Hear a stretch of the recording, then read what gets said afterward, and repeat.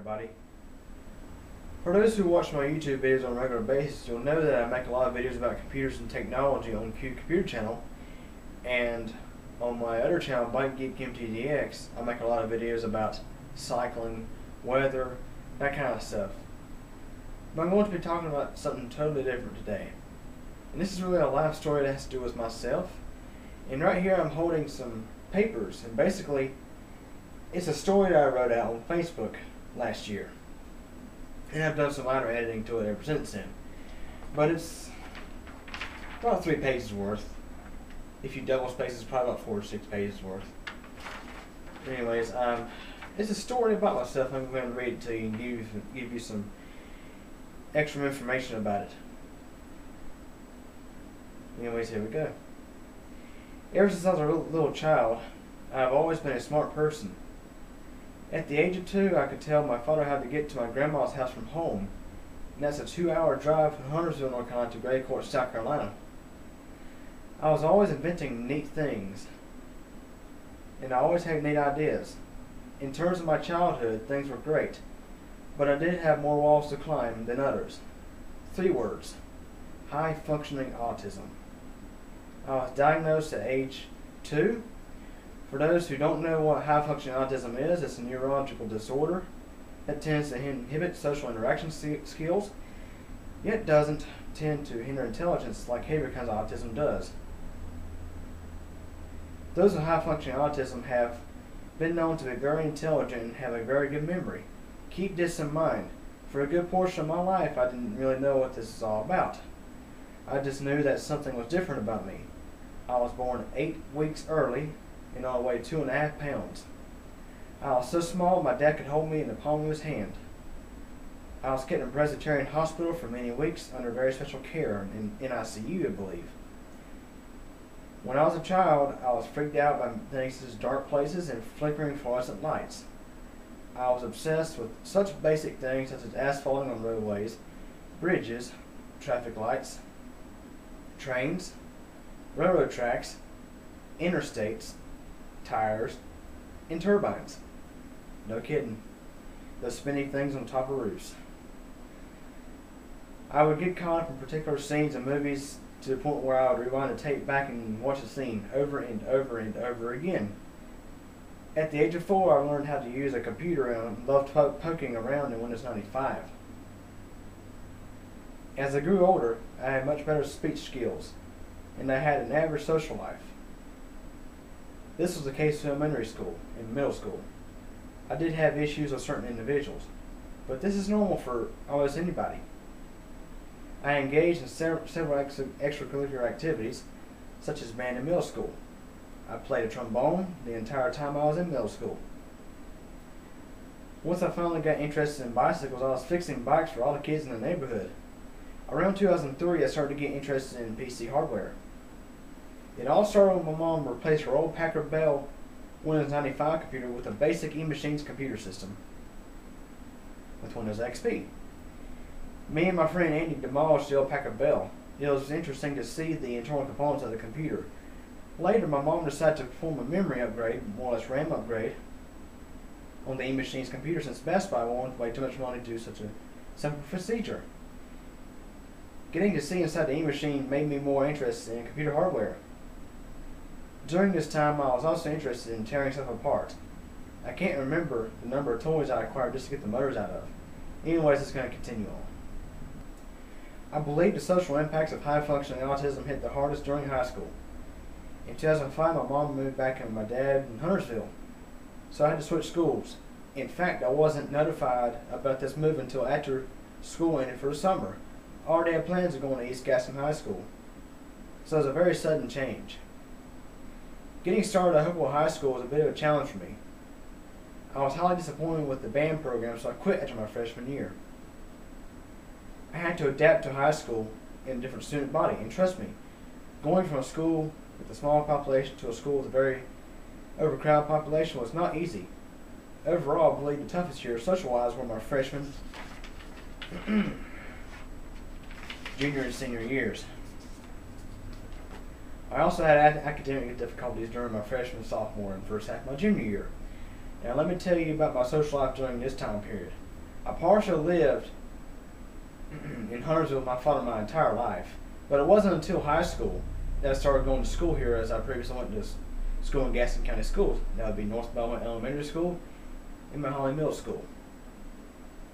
I also didn't have many friends in Huntersville since I spent most of my time in Mount Holly when I was still living there.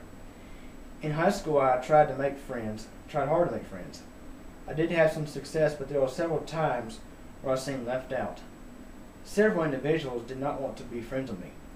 I have always been a very nice and caring person, though I personally believe it was my mistakes that I made that caused me trouble with making friends.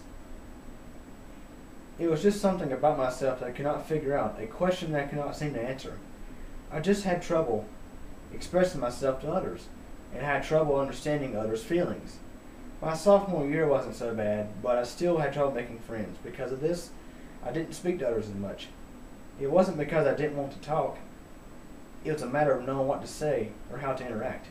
Again, it's like you want to interact with others, but since you're fighting a huge battle with yourself, you tend to make huge mistakes, and people look at you as weird, etc.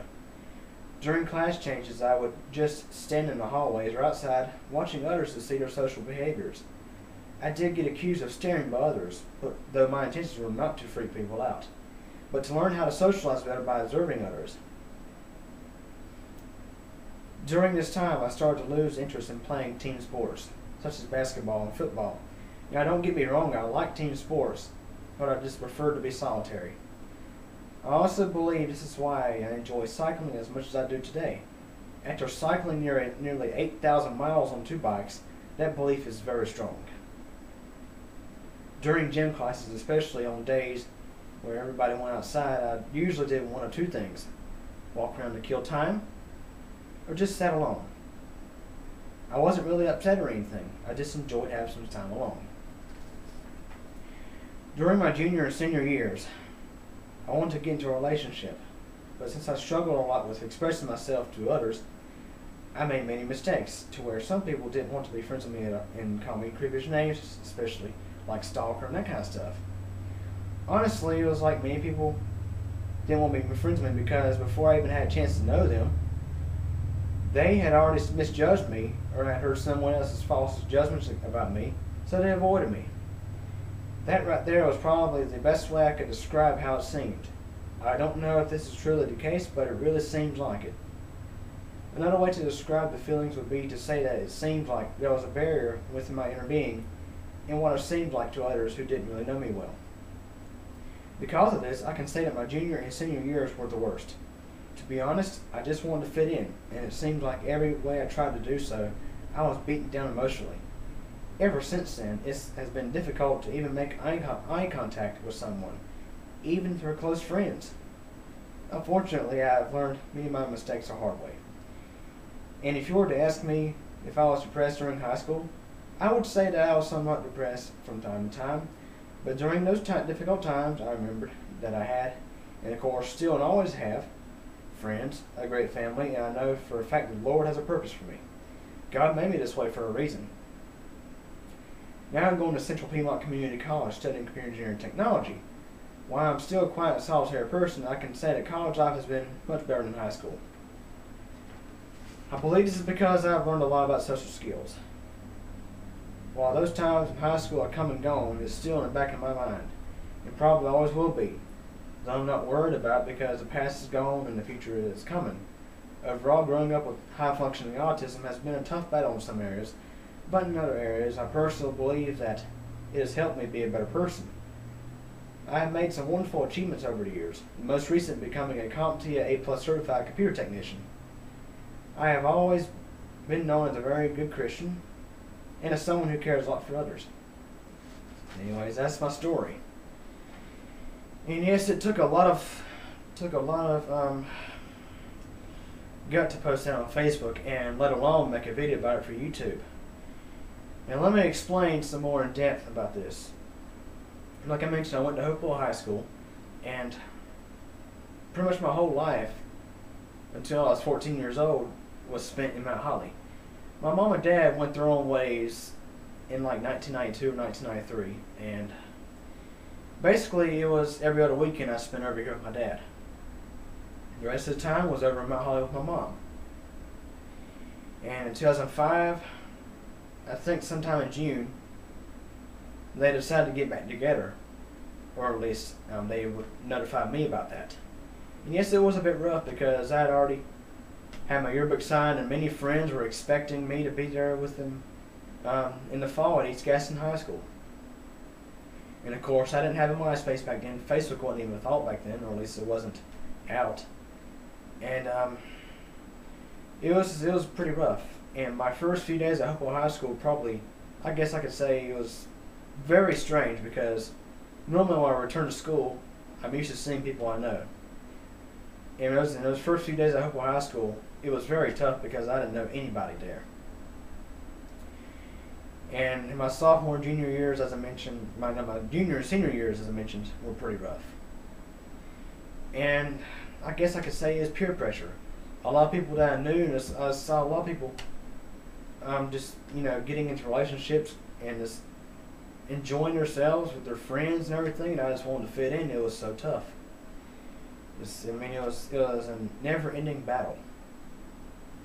And I mentioned earlier in this story that I didn't really know much about myself in terms of why things were the way they were until recently. In the fall of 2010, I took a class at CPCC called Intro to Communications. Now, I didn't really like the class much at all. The class is very stressful because the instructor in the class didn't really seem to care about anything. I mean, you either passed the class or you failed it. And I just barely made it through the class. But at the same time, I learned exactly what was going on with myself. Once I learned about high-functioning autism, I actually started researching and everything. And when you start looking through these articles about it, the puzzle pieces start to fit together. And I have to say, this story here does a pretty good job at explaining what it was like for me. But words just cannot describe exactly what it's like. The only way you know for sure is when you experience it yourself. Now, I mentioned how in college, social life seems to be getting a lot better, but at the same time, at college, I don't know many people. And I do spend a lot of time just by myself doing my own things. So anyways, just wanted to share this note with you. Anyways, it's posted on my Facebook account under my notes. My personal Facebook profile is in my notes. Feel free to read it if you get a chance. So anyways, hope you enjoyed my story.